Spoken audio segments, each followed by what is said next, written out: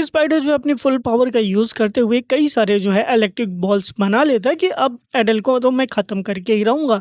और main character ये सब देखने के बाद सोच रहा होता है कि वाह! ये इस बंदे ने ये थर्ड सर्कल मैजिक लेवल का मैजिक कॉस्ट किया है। अगर ध्यान से देखा जाए तो ये जो इलेक्ट्रिक बॉल बने हुए हैं ये 20 शॉट्स हैं, यानी कि 20 इलेक्ट्रिक बॉल्स बनाए हैं। और ये मेरे लिए काफ़ी ज़्यादा ईज़ी है, क्योंकि जितना मैंने सोचा था कि ईज़ी होगा ये तो उससे भी ज़्यादा ईज़ी है। इसको मैं आसानी से कंट्रोल कर सकता हूँ। लेकिन वहीं हमारा जो स्पाइडर है वो काफ़ी ज़्यादा गुस्सा हो रहा होता है एंड कह रहा होता है कि अब तुम मर जाओ। एंड मेन कैरेक्टर के ऊपर सारे इलेक्ट्रिक बॉल्स को छोड़ देता है, लेकिन मेन कैरेक्टर अपनी पावर पोजीशन स्वैप का यूज़ करते हुए सीधा उसी बॉल जो रहती है, मतलब इलेक्ट्रिक बॉल्स, उन्हीं से जो है अपने आप को स्वैप कर लेता है एंड सीधा उसके अटैक के बीच में पहुंच जाता है। लेकिन ये सब देखने के साथ ही हमारे स्पाइडर कह रहा होता कि वाह, मैं इसी बात का तो वेट कर रहा था, क्योंकि मेरे को पता था तुम ऐसा ही कुछ करोगे। है ना, और भी कई सारे इलेक्ट्रिक बॉल का बना के मेन कैरेक्टर के ऊपर फेंक देता है। लेकिन तभी मेन कैरेक्टर अपनी पावर पोजीशन स्वैप का यूज़ करता है एंड उस बंदे के पास से पहुंच जाता है। एंड ये सब जो है हमारा स्पाइडर सोचा नहीं था कि ऐसा भी कुछ हो सकता है। एंड वो सोच रहा होता है कि तुम इस तरीके से कैसे पहुंच गए मेरे पास। एंड मेन कैरेक्टर का जो ऑरा निकल रहा था वो काफ़ी ज़्यादा खतरनाक एंड डार्क ऑरा हो रहा होता है। स्पाइडर परेशान हो रहा होता है कि एक मिनट, ये तो। एंड उससे पहले ही वो कुछ बोलता, हमारा मेन कैरेक्टर रहता है एडल, वो अपनी पावर का यूज़ करता है एंड कह रहा होता है कि भाई अब तेरा सोने का टाइम आ चुका है। एंड उसके गर्दन के ऊपर एक अटैक कर देता है, जिसकी वजह से जो है स्पाइडर यहाँ पे बेहोश हो जाता है। और स्पाइडर बेहोश होने के बाद मेन कैरेक्टर कह रहा होता है चलो फाइनली मैंने जो है इसको पकड़ लिया है, अब मेरे को सोचना पड़ेगा कि इसके साथ क्या करना है। एंड मेन कैरेक्टर आजू बाजू सब कुछ देखने के बाद कह रहे तो वाह, इसने काफ़ी ज़्यादा तैयारी की है मेरे को मारने के लिए। लेकिन अब मैं सोच रहा हूँ कि मैं इसको ख़त्म कर दूँ या फिर नहीं ख़त्म कर दूँ। एंड तभी हमारा मेन कैरेक्टर सोच रहा होता कि अगर मैं इसको अभी ख़त्म कर दूँ तो ये काफ़ी ज़्यादा बुरा होगा, क्योंकि इससे ख़त्म करने के बाद मैं रेई का दुश्मन बन सकता हूँ। रेई कौन है? ये इस बंदे की बहन है। एंड तभी मेन कैरेक्टर कह रहा होता है लेकिन अगर देखा जाए तो मैं स्पाइडर और रेई दोनों को संभाल सकता हूँ स्टोरी के हिसाब से। और अभी फ़िलहाल बात करूँ तो रेई जो है ज़रूर से ड्रैगन कॉन्ट्रैक्टर बन गई होगी अपना जो इस कहानी का मेन प्रोटैगनिस्ट है उसके साथ, और अपना उसका जो इलनेस है उसको भी ठीक कर लिया होगा। एंड अभी तक जो है उसको ड्रैगन का हार्ट मिल गया होगा एंड अपना माना के ऊपर वो फुल्ली तरीके से कंट्रोल कर पा रही होगी, क्योंकि इन द फ्यूचर जो है वो सबसे बड़ी ग्रेटेस्ट मेज बनने वाली है, क्योंकि वो भाई इस कहानी की हीरोइन जो है। और वैसे अगर बात की जाए रेई का तो वो अपने भाई का बदला ज़रूर लेने आएगी, क्योंकि ये अपने भाई से बहुत ज़्यादा जो है लगाव रखती है। और वैसे भी मैं अगर फाइट करूँगा वो काफ़ी ज़्यादा स्ट्रॉन्ग है, तो मैं बिल्कुल भी ऐसा बच के बाहर नहीं आ सकता कि मेरे को कुछ नहीं होगा, मैं भी ज़रूर से घायल हो जाऊँगा। एंड वैसे भी इस बंदे के पास ये ट्रांसमीटर है जो कि यहाँ से इन्फॉर्मेशन भेजता है एकेडमी को। और अगर ये एकेडमी को इन्फॉर्मेशन नहीं भेजेगा स्पाइडर तो इससे पता चल जाएगा रेई को कि स्पाइडर जो है मुश्किल में है, तो वो बचाने के लिए आ जाएगी इस स्पाइडर को। तो इसका मतलब है कि अभी के लिए मैं इसको मारता नहीं हूँ, ज़रूर से ये बंदा मेरे लिए इन द फ्यूचर कुछ काम में तो आ ही सकता है। फिर कुछ देर के बाद जो है स्पाइडर को धीरे-धीरे होश आता है। मेन कैरेक्टर कह रहे तो ओह! तो फाइनली इस बंदे को होश आ रहा है, लेकिन मैं तो कुछ कर ही सकता हूँ इसका यूज़। एंड तभी स्पाइडर जो होता है वो होश में आ जाता है एंड होश में आने के बाद कह रहा होता है कि 1 मिनट। एंड वो साँस लेते हुए देखता है सामने, तो सामने एडल खड़ा रहता है एंड एडल कह रहा होता है कि वो फाइनली तुम जो है उठ चुके हो। एंड स्पाइडर अपने चारों तरफ देख रहा होता है कि 1 मिनट, उसको तो कुछ भी नहीं हुआ है। एंड तब वो पूछ रहा होता है कि तुम यहाँ पे सोच क्या रहे हो? तुम्हारी यहाँ पे प्लानिंग क्या है? मेन कैरेक्टर कह रहा होता है प्लानिंग? प्लानिंग मैं कोई भी फ़ॉलो नहीं करता हूँ। तभी हमारे स्पाइडर कह रहा होता है कि नहीं ऐसा थोड़ी ना, मैं पूछना चाहता हूँ तो अभी तक तुम मेरे को मारे मारे क्यों नहीं? तुम मेरे को जो है वेट क्यों कर रहे थे कि मैं अपने होश में आ जाऊँ? एंड तुम करना क्या चाहते हो मेरे साथ? मेन कैरेक्टर कह रहा था कि हाँ, मैं तुम्हारा वेट तो कर रहा था कि तुम होश के अंदर आ जाओ, लेकिन मेरे कोई भी प्लान नहीं था तुम्हें मारने के लिए। एंड वैसे भी तुम एक्सपेक्ट मत करना कि मैं तुम्हारे साथ ऐसा कुछ नहीं किया हूँ, ये देखो तुम। एंड मेन कैरेक्टर अपने हाथों में वो स्नेक को दिखाया जाता है जो कि वो पैरासाइट होता है जो कि माना को एब्जॉर्ब करता है। एंड ये देख के जो है हमारी स्पाइडर की फटी आएगी कि ये क्या है तुम्हारे पास, ये क्या चीज़ है? तो मेन कैरेक्टर कह रहा था तुम्हें पता है कि ये क्या चीज़ है? अबे स्पाइडर कह रहा था कि 1 मिनट, ये तो वही पैरासाइट है ना जो लोगों को कंट्रोल करने के लिए यूज़ की जाती है। तो एडल कह रहा होता है बिल्कुल तुमने सही बोला। तुम्हें पता होगा कि ये पैरासाइट को ट्विन वेनम बोला जाता है। अगर इसका थोड़ा-सा भी कुछ होता है इस पैरासाइट को तो ये अपने होस्ट को तुरंत ही मार डालता है और ये तभी अच्छे से वर्क करता है जब 2 लोगों के अंदर डाला जाए। एंड तब ये देख के स्पाइडर कह रहा होता है क्या बोला तुमने? ट्विन तुम्हारे पास ये चीज़ें कैसे हो सकती है? ये तो काफ़ी ज़्यादा रेयर चीज़ है। और वेट 1 मिनट, ये मत बोलना कि तुम 2 लोगों के अंदर डाल सकते हो, तो इसका मतलब ये तो नहीं कि तुमने कुछ ऐसा किया 2 लोगों में डाल दिया है। तो मेन कैरेक्टर कह रहे हो तो बिल्कुल तुमने सही सोचा है। आधा हिस्सा जो है मैंने रेई के बॉडी के अंदर डाल दिया है। एंड तभी एडल न मतलब स्पाइडर कह रहा होता है कि क्या बोला तुमने? रेई के बॉडी में डाल दिया है? ये काफ़ी ज़्यादा बुरा है। तब मेन कैरेक्टर कह रहा था बिल्कुल उसकी बॉडी काफ़ी ज़्यादा बेहतरीन थी और उसकी बॉडी की माना की सेंसिटिविटी थी वो भी तो काफ़ी ज़्यादा हाई थी। इवन उसका जो हर्ट है वो भी इसको सँभाल नहीं पा रहा होता है। लेकिन ये इतना ज़्यादा ईज़ी हो गया था मेरे लिए कि मैंने उस अपना पैरासाइट उसके बॉडी के अंदर डाल दिया है। ये काफ़ी ज़्यादा ईज़ी काम हो गया था क्योंकि वो अवेयर ही नहीं थी और वैसे भी उसकी कंडीशन काफ़ी ज़्यादा रेयर है, ऐसा कि जिसको कोई दूसरा ठीक नहीं कर सकता है। तो स्पाइडर कह रहा होता मतलब फिर मेन कैरेक्टर कह रहा होता है कि मतलब कि उसको मैं ही हूँ जो कि उसको ट्रीट कर सकता हूँ और कोई नहीं कर सकता है। तभी स्पाइडर कह रहा था तुम्हारे जैसे एक गधा कहीं का मेरे बहन को कैसे ठीक कर सकता है जिसके टॉप ह्यूमन मेजर्स भी नहीं ठीक कर पाए इतना सब कुछ करने के बाद। तब मेन कैरेक्टर कह रहा होता कि ओ तुमने काफ़ी ज़्यादा रिसर्च की है लेकिन शायद तुमने मेरे ऊपर रिसर्च नहीं किया है। ये जो पैरासाइट है ये बैरेट फैमिली का है एंड तुम्हें पता है कि ये अपने माना के होस्ट को खाते हुए जो है जिंदा रहता है। और तुम्हारी बहन की जो प्रॉब्लम है वो यही है कि उसके जो हार्ट के अंदर माना जो है वो ओवरफ्लोइंग हो रहा है, काफ़ी ज़्यादा माना है।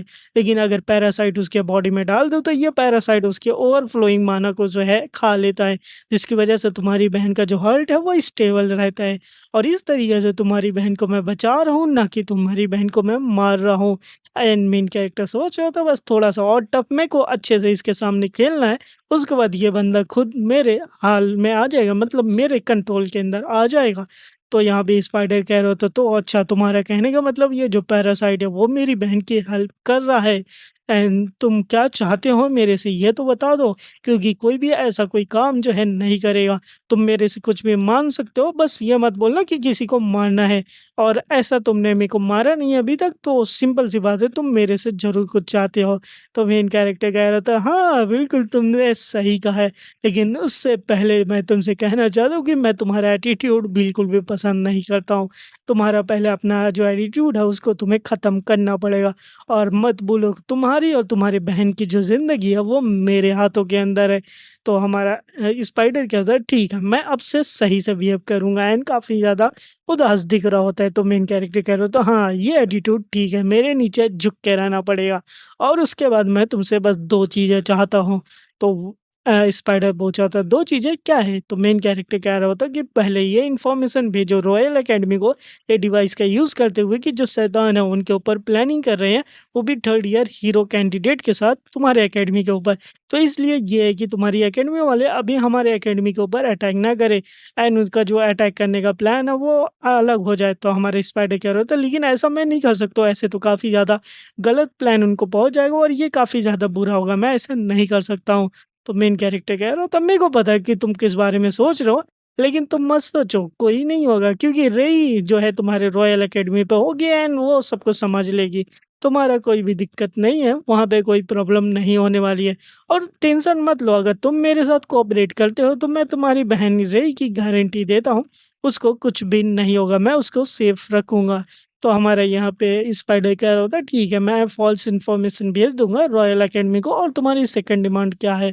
तो मेन कैरेक्टर कह रहा होता है कि मेरी जो सेकंड डिमांड ये है कि तुम यहाँ से बाहर निकल जाओ। एंड तभी स्पाइडर कह रहा होता है क्या कहा तुमने? मैं ये शैतान को लीव कर दूँ? तो मेन कैरेक्टर कह रहा होता है बिल्कुल मैं यही चाहता हूँ कि तुम जो है इस शैतान को लीव कर दो एंड तुम यहाँ से बाहर जाओ। और बाहर जाने के बाद कई सारे रिपोर्ट, न्यूज़ या कोई भी रूमर्स तुम अगर हिडन रियल्म के बारे में जानते हो इस डेमन वर्ल्ड के अंदर, तो मेरे को उसकी अपडेट देनी पड़ेगी, वो भी रेगुलर। एंड इसके बाद जो है हमारा स्पाइडर कह रहा होता है ठीक है, मैं मान जाता हूँ तुम्हारी बात को, जो चाहिए वो मैं तुम्हारी लाके दूँगा। मेन कैरेक्टर सोचा था वाओ! ये तो काफ़ी ज़्यादा बढ़िया बस थोड़ा-सा मैंने झूठ बोला है और ये बंदा पूरे मेरे बातों के अंदर आ चुका है। और भले ही मेरा जो फ़ेक है एक बार एक्सपोज़ भी हो जाता है, फिर भी हमारा जो ये स्पाइडर है मेरा कुछ भी नहीं बिगाड़ सकता है। और इस स्पाइडर को एज़ ए स्पाई काम करा के मेरे को काफ़ी ज़्यादा फ़ायदा होने वाला है। तभी स्पाइडर कह रहा होता कि लेकिन मेरे पास एक और कंडीशन है जो कि तुम्हें माननी पड़ेगी। मेन कैरेक्टर कह रहा था ये बंदा सच में सीरियस है, कंडीशन रखना चाहता है। भाई बोल तेरी क्या कंडीशन है? तो हमारा ये बोलता है स्पाइडर कि तुम्हें जो है डेमन ओथ लेनी पड़ेगी और ये ओथ लेना पड़ेगा कि तुम मेरे को नहीं मारोगे एंड मेरी बहन को नहीं मारोगे और उसके बाद जो भी तुम कराओ मैं उसको बिल्कुल भी ध्यान नहीं दूंगा। एंड मेन कैरेक्टर कह रहा होता कि क्या बोला तुमने? एक डेमन गॉड का ओथ लेना?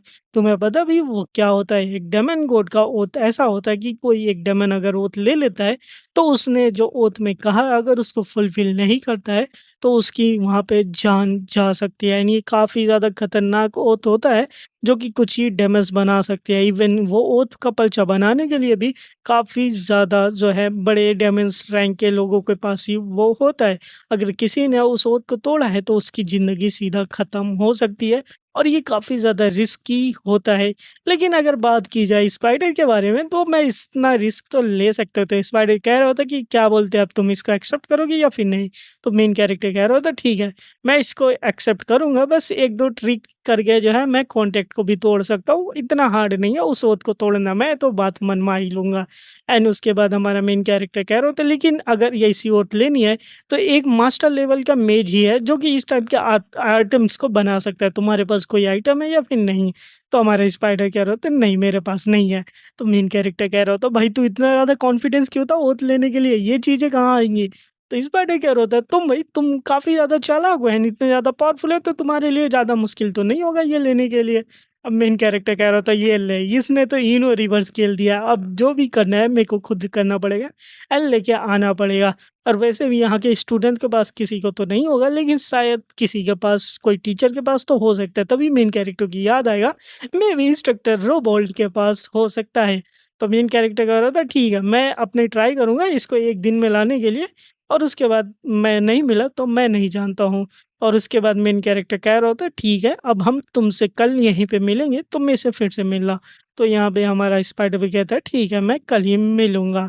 तो मेन कैरेक्टर सोच रहा था कि वाह! काफ़ी ज़्यादा बढ़िया है ये मैं यहाँ पे जो है एक अपना गुलाम को पा ही लिया हूँ। तो फिर मेन कैरेक्टर सोच रहा होता कि ये इतनी ज़्यादा इन्फॉर्मेशन अच्छी नहीं है। भले ही मैंने जो है स्पाइडर को बोल के फेक इन्फॉर्मेशन भिजवा दी है रॉयल अकेडमी को, लेकिन फिर भी जो है मेरे को इतना ज़्यादा क्लियर नहीं है कि मिड टर्म्स में मैं काफ़ी ज़्यादा बेहतरीन कर पाऊँगा। क्योंकि कहानी के हिसाब से जब डेमन्स के ऊपर रॉयल अकेडमी वालों ने अटैक किया था, तो सारे डेमन्स लगभग मार ही गए थे, जो कि इस अकेडमी में जो 7 ग्रेड डेमन्स के बच्चे हैं, वो भी सारे मारे गए थे। और इसमें कोई चांस ही नहीं है सक्सेस होने का क्योंकि इसमें जो चांस है वो 0% है। लेकिन फिर भी इस बार मेरे को कुछ ऐसा करना पड़ेगा जिससे हम लोग जीत सकते हैं। उसके बाद हमारा सीन शिफ्ट होता है, हमें इंस्ट्रक्टर रोबोल्ट के ऑफिस में दिखाया जाता है, जो कि इंस्ट्रक्टर रोबोल्ट अपना कुछ चेक कर रहे होते हैं एंड देख रहे होते हैं। तभी मेन कैरेक्टर आके कह रहा होता है good day instructor and instructor देख के हैरान हो जाते हैं कि हैं तुम यहाँ से कैसे आ गए? जैसा कि तुमने एग्री किया था तुम यहाँ पे आ चुके हो। तो मेन कैरेक्टर कह रहे हो तो बिल्कुल एक प्रॉमिस प्रॉमिस होता है भले ही वो किसी ने से मैं किया हूँ। तो हमारा इंस्ट्रक्टर कह रहा होता है ठीक है तुम एक बार सीट लो, क्या कुछ चाय पानी ठंडा कुछ चाहिए होगा? तो मेन कैरेक्टर कहता है बिल्कुल चाय वाय लेके आओ। एंड उसके बाद दोनों लोग बैठ जाएंगे आराम से बातें करेंगे। तो मेन कैरेक्टर से हमारे इंस्ट्रक्टर पूछ रहे तो वाह मेरे को ऐसा देख के लग रहा है कि तुम सिर्फ बुक्स के अंदर ही नहीं कई सारे रिचुअल्स के अंदर भी जो है काफ़ी ज़्यादा इंटरेस्टेड हो। और मैजिक लैब में तुमने आने के बाद जो है ना मेरी मैजिक लैब का जो है बार काफ़ी ज़्यादा हाई कर दिया है। एंड चाय सर्व करते हुए कह रहे होते कि मैं काफ़ी ज़्यादा खुश हूँ तुम यहाँ पे आ चुके हो। एंड मेन कैरेक्टर कह रहा होता अरे इतनी भी कोई बड़ी बात नहीं है बस आपकी हॉस्पिटलिटी के लिए मैं थैंक यू कहना चाहता हूँ। एंड उसके बाद हमारा मेन कैरेक्टर पूछा होता लेकिन इंस्ट्रक्टर क्या आपसे मैं पूछ सकता हूँ कि आपको मेरी ज़रूरत क्यों थी इस लैब के अंदर? तो इंस्ट्रक्टर कहेंगे हाँ, ये बात तो ज़रूरी है कि ये मेरे को तुम्हारी क्या ज़रूरत थी? तो मेन कैरेक्टर कह रहा था लगता है इनके पास ज़रूर से कुछ खतरनाक चीज़ें हैं और ये मेरे को जो है ऐसे ही नहीं बताएँगे, पहले कुछ तो टेस्ट तो ज़रूर करेंगे। तो मेन कैरेक्टर कह रहा होता कि लेकिन इंस्ट्रक्टर मेरे को दिक्कत ये है कि कहीं ये बात लीक ना हो जाए, कहीं आपका कोई सीक्रेट-विक्रेट तो नहीं है? तो इंस्ट्रक्टर कहेंगे नहीं, नहीं, नहीं ऐसी बातें नहीं है कि ऐसी चीज़ें नहीं है कि मैं किसी को नहीं बता सकता, लेकिन ये बात है कि इसको ईज़िली किसी को मैं नहीं बता सकता हूँ। मैं बस उन्हीं लोगों को बता सकता हूँ जो कि काफ़ी ज़्यादा जिसके ऊपर मैं भरोसा करता हूँ। तो मेन कैरेक्टर कह रहे हो तो क्यों ना डेमन ओथ आप ले लीजिए, उसके बाद आप भरोसा करेंगे मेरे ऊपर, उसके बाद मैं किसी को बोल ही नहीं पाऊँगा। तो भी इंस्ट्रक्टर कहेंगे अरे मैं वो तो कर ही सकता हूँ लेकिन मैं करने को कह दूँगा लेकिन ये दिक्कत होगी। तो मेन कैरेक्टर से समझ में आएगा कि इनके पास डेमन ओथ है तो चलो मेरा काम बन जाएगा। तो इंस्ट्रक्टर यहाँ पे अपना डेमन ओथ को बाहर निकालते हैं एंड कहेंगे ये रहा डेमन ओथ। मेन कैरेक्टर कह रहा होता है वाह! जल्दी से इनके पास एक डेमन ओथ भी है। एंड उसके बाद वहाँ पे लिखा रहेगा कि एडल जो भी यहाँ पे रिसर्च होगा रोबोट के रिसर्च लैब के अंदर एडल इनको कुछ भी नहीं बताएगा। मतलब बाहर की तरफ कुछ भी नहीं बताएगा। जो रिसर्च है वो काफ़ी ज़्यादा सिग्निफिकेंट होगी एंड इनका रिज़ल्ट भी किसी को नहीं बताया जाएगा एंड इन एडल की जो पेमेंट होगी वो डैश करके दी जाएगी। तो मेन कैरेक्टर कह रहा था ओह! तुम एडवांस के अंदर ही प्रिपेयर कर चुके थे? तो हमारे टीचर कहेंगे हाँ, हाँ, मैं प्रिपेयर कर लिया था। तो मेन कैरेक्टर कह रहा होता है एक बार मैं अपने सारे टर्म्स को रीड कर लेता हूँ एंड उसके बाद जो भी अपने रिसर्च के अंदर होगा, मैं अपनी पूरी एबिलिटी के साथ आपको सपोर्ट करूँगा एंड इस रिपोर्ट को कहीं भी बाहर नहीं जाऊँगा। और जो पेमेंट आपने लिखी है कि मैं पेमेंट क्या रिसीव कर सकता हूँ, तो हमारे टीचर कहेंगे बिल्कुल हाँ, फेयर कम मैं पेमेंट तुम्हें दूँगा, जो भी तुम्हें चाहिए वो तुम बोल सकते हो पेमेंट के तौर पे मैं तुम्हें दे दूँगा। तो मेन कैरेक्टर कह रहा होता है ठीक है, मेरे को पेमेंट के तौर पे एक डेमन गॉड ओथ का कॉन्ट्रैक्ट चाहिए और कुछ पोशंस की बॉटल चाहिए माना पोशंस की। वो अगर सीधा मैं बोलूँ तो 3 bottles of the high grade माना की अगर मिल सके तो काफ़ी ज़्यादा बढ़िया होगा। तो टीचर देखेंगे कहेंगे ओह! इतनी तुम्हारी डिमांड है, तो कहेंगे कि देखा जाए तो माना की बॉटल जो है मैं तुम्हारे लिए अभी तो कर ही सकता हूँ, लेकिन अब बाकी की चीज़ों के लिए मेरे को देखना पड़ेगा। मेन कैरेक्टर कह रहा होता है माना की बॉटल काफ़ी ज़्यादा ज़रूरी है, इसकी वज़ह से मेरी माना पावर और भी ज़्यादा बढ़ जाएगी। और उसके बाद जो है हमारे टीचर कहेंगे ठीक है तो तुम यहाँ पे साइन कर दो, मैं बाकी की चीज़ें दे दूँगा। तो मेन कैरेक्टर कह रहा होता है ठीक है मैं अपना नाम इधर लिख देता हूँ, वो साइन हो जाएगी यहाँ पे। वो सब होने के बाद मेन कैरेक्टर सोच रहा होता है कि अभी भी मैं काफ़ी ज़्यादा क्यूरियस हूँ कि यहाँ पे सच में मेरे को करना क्या है? क्योंकि मेरे जैसा टैलेंटेड कैडेट यहाँ पे क्यों आप बुलाए हो? तो हमारे टीचर कह रहे होंगे कि एक्चुअली देखा जाए तो सेकंड ईयर, थर्ड ईयर के भी स्टूडेंट जो है यहाँ पे मेरी हेल्प कर सकते हैं। लेकिन काफ़ी ज़्यादा लोग जो हैं मेरी बिल्कुल भी हेल्प नहीं करना चाहते रिसर्च के अंदर। और मैंने जो है इससे पहले सैमुअल को भी अप्रोच किया था जो फर्स्ट ईयर से तुम्हें पता ही होगा, लेकिन उसने भी रिफ्यूज़ कर दिया था एंड यहाँ पे आया नहीं था।